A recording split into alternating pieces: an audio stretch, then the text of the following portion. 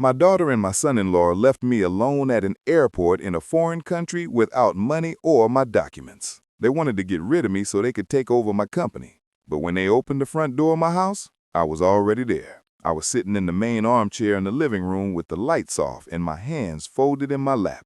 Emily dropped her suitcase when she saw me. Michael took 2 steps back, pale as a ghost. I said in a calm, almost friendly voice, "Ah, you're back. What a joy. I have a surprise for you." She stuttered something I couldn't understand while he tried to smile, but his lips were trembling. Behind me, sitting on the sofa, were my lawyer, Daniel, and 2 legal officers with thick folders on their knees. Emily looked at the documents, then at me, and whispered, "Dad, what's going on?" I didn't answer right away. I let the silence do its work. I let the fear crawl up their spines like a patient spider, because I had spent 15 days in the hell they built for me, and now it was my turn to show them what it feels like when the floor disappears from under your feet. But to grasp the weight of that moment, I need to take you back to where it began. 3 months earlier, when Emily's betrayal took root. She arrived at my house on a Sunday, her smile too bright, her eyes too sharp. Michael, her husband, followed, his interest always keener in my company's ledgers than in her happiness. "Dad," she said, sitting across from me on the terrace, "you're 73. You've built an empire. It's time to rest, travel, enjoy life." Michael nodded, too eager. "A family trip to Europe, Italy, France, Spain. 2 weeks. Just us." I poured 45 years into my import-export business, turning 2 suitcases and a dream into an $8 million legacy. After my wife's death 5 years ago, Emily was all I had. Her words stirred a longing to reconnect. I agreed, ignoring the unease in Michael's grip, the coldness in her gaze. Emily planned everything: tickets, hotels, itinerary. "Don't worry, Dad," she said. "We'll handle it." And they did, with chilling precision. At the airport, a rainy October Tuesday, I arrived with a small suitcase, a flicker of excitement. They handed me a boarding pass, checked in ahead. The flight to Amsterdam was quiet. Emily slept. Michael skimmed business magazines, glancing at me oddly. We landed under a gray sky, a 3-hour layover before Rome. Over coffee, Emily excused herself to the restroom. Michael followed. Minutes stretched, 10, 20, 30. My phone had no roaming. The speakers blared. "Final call for Emily and Michael Thompson to Rome." I ran to the gate, breathless. The airline had no record of my connecting flight. My boarding pass was only for Amsterdam. Through the glass, I saw the plane pull away, carrying my daughter and her husband. My wallet held $200. My passport. Emily had kept it safe in her purse. Gone. They'd planned it, betting I'd vanish, leaving my company to them. Shock gave way to rage. An airport guard, seeing my distress, sat with me. "I've been abandoned," I told him, voice hoarse. "My daughter left me here." He suggested the consulate, helped me buy a $15 train ticket to downtown Amsterdam. That night, I slept on a park bench, the cold biting through my thin jacket, another of Emily's lies about the weather. But rage fueled clarity. They thought I'd break. They didn't know the man who'd built an empire from nothing. At dawn, I reached the consulate. Linda, a consular officer, listened to my story. "This is deliberate abandonment, maybe fraud," she said. Emergency documents would take 3 to 5 days. With $185 left, I couldn't afford a hotel. Linda arranged a free shelter bed. In a cafe with Wi-Fi, I emailed Daniel, my lawyer of 20 years, detailing the betrayal and requesting identity documents. I emailed my accountant to freeze company accounts and began compiling evidence, flight details, Emily's email claiming I'd chosen to stay in Amsterdam to reflect on retirement. The shelter was clean, modest. Lying in a narrow bed, I felt a shift. Emily had awakened the strategist in me. She'd underestimated her father. Over 3 days, my plan solidified.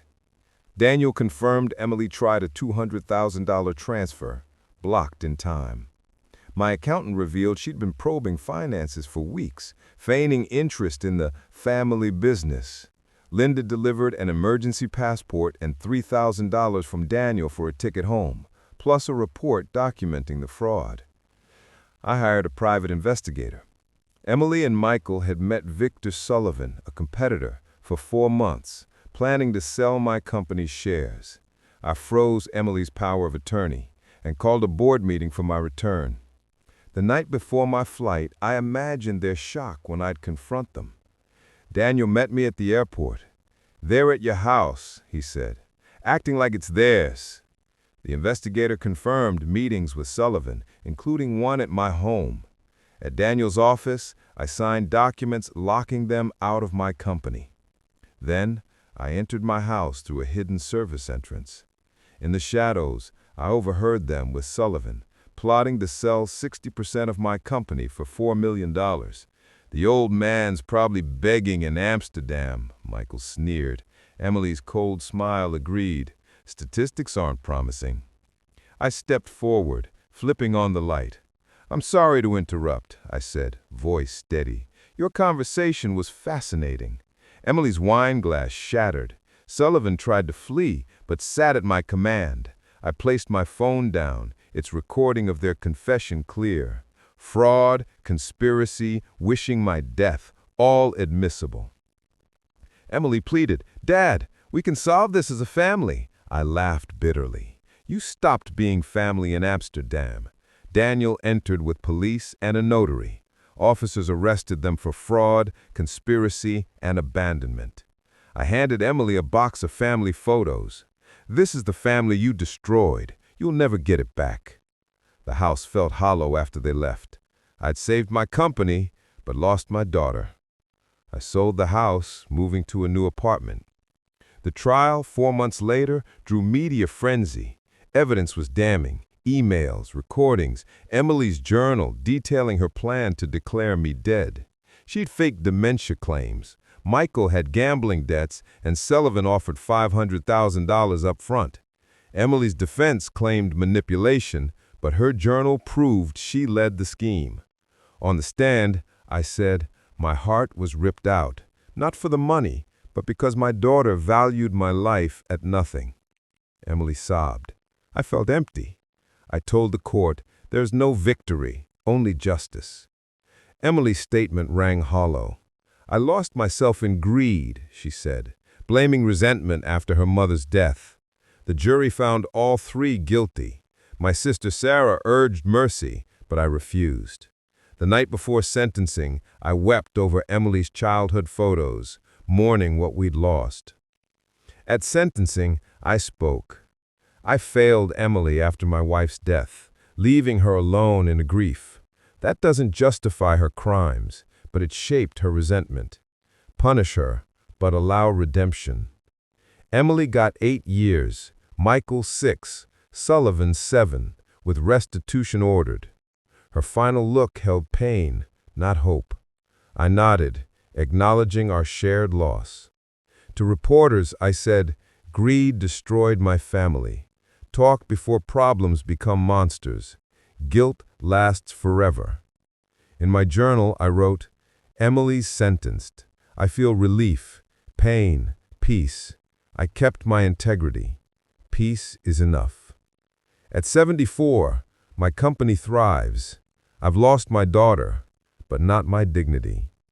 Sarah visits Emily, and I've asked her to call me when Emily is ready to heal. Maybe we'll talk, not as father and daughter, but as 2 people scarred by the past, seeking peace. For now, I move forward, like a river, adapting, enduring, alive.